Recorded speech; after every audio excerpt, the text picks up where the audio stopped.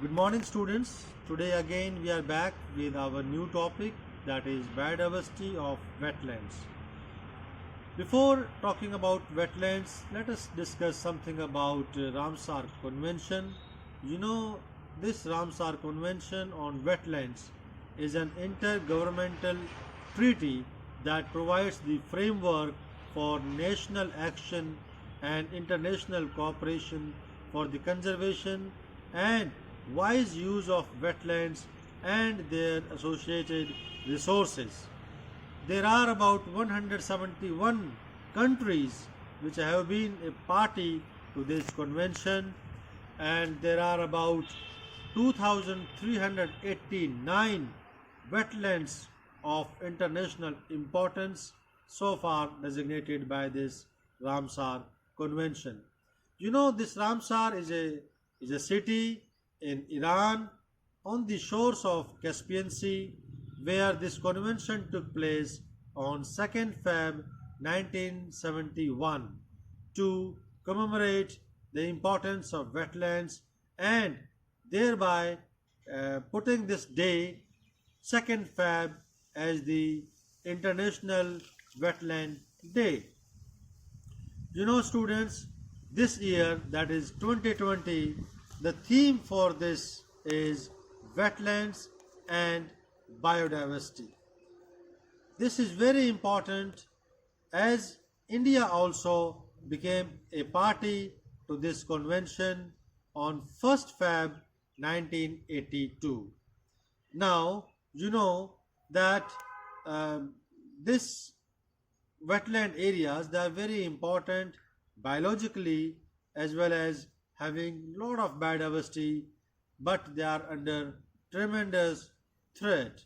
So now we will talk about the definition of wetlands as proposed by Ramsar Convention. Ramsar Convention on Wetlands of International Importance 1971 defines wetland as areas of marsh, fen, peatland or water, whether natural or artificial, permanent or temporary, with water that is static and flowing, fresh, brackish or salty, including areas of marine water the depth of which at low tide does not exceed 6 meters. So anything which comes under this definition or in the purview of this definition will be designated as Ramsar site. You know, there are 5 major wetland types which have been recognized so far. They are marine, estuarine and lacustrine and riverine and plustrine. Marine includes all the coastal wetlands, you know, coastal regions, rocky shores or coral reefs. They all come under marine wetlands. Regarding estuarine wetlands, these include deltas, tidal marshes and mangrove swamps. Lacustrine wetlands associated with lakes, and riverine wetlands associated along with rivers and streams. And plustrine, they means marshy swamps and bogs. So you know that India has almost as I told you, this India became a party to this wetland treaty on 1st Feb 1982, and India has got about 37 Ramsar sites designated, which is the latest data, and you will be happy to know that recently 10 sites have been included, and that total makes it to 37 presently. The largest wetlands in India is, you know, situated in Kerala, that is Vemband Lake, and the smallest wetland is located in Himachal Pradesh, that is Renuka Lake. So, you know, these are very, very important sites of biodiversity, and wetlands are usually rich in their total biodiversity, which is often much higher than as compared to other ecosystems. This is also true that these days the wetlands are being under tremendous threat, and the loss is almost three times more as compared to forests all over the world. You also know that there are tree species which cannot survive the hypoxia condition or anoxia conditions, but there are certain type of vegetations which can grow into these type of soils, or you can say they can grow into these they are well adapted to these kind of conditions known as wetlands. Hydrological variables and water quality directly or indirectly regulate a number of biological processes which in turn influence the biodiversity of wetlands. The morphology of wetlands basins, together with the usually large seasonal water level changes, results in relatively large niche diversification, and hence they are more dynamic and diverse communities of both plants and animals are found in these wetlands. These wetlands, vegetation includes representative of all taxonomic groups from unicellular algae to bryophytes to ferns and to higher angiosperms. Species like typha, phragmites, cypress, and scirpus, they dominate. They are usually dominant vegetation of these wetlands, and grasses dominated wetlands are known as marshes, and trees dominated wetlands are called as swamps. So now talking about faunal diversity, wetland fauna comprises of two kind of animals. First are those totally depending on these wetlands for their life cycle or for their whole life. Another category is those utilizing wetlands for a part of their life cycle or for a particular need or for a particular time or for a particular duration. So there are basically two type of fauna. Similarly, Gopal and Junk 2000, they have recognized 6 categories of wetland fauna. Number 1, residents in the wetland proper. Those categories, those animals, those reside completely in the wetland proper. Second, regular migrants from deep water habitats. So second category is regular migrants from deep water habitats. Third is regular migrants from terrestrial uplands. Third is regular migrants from terrestrial uplands. And fourth are regular migrants from other wetlands. For example, waterfowl. Waterfowl is an example where it migrates from one wetland to another wetland.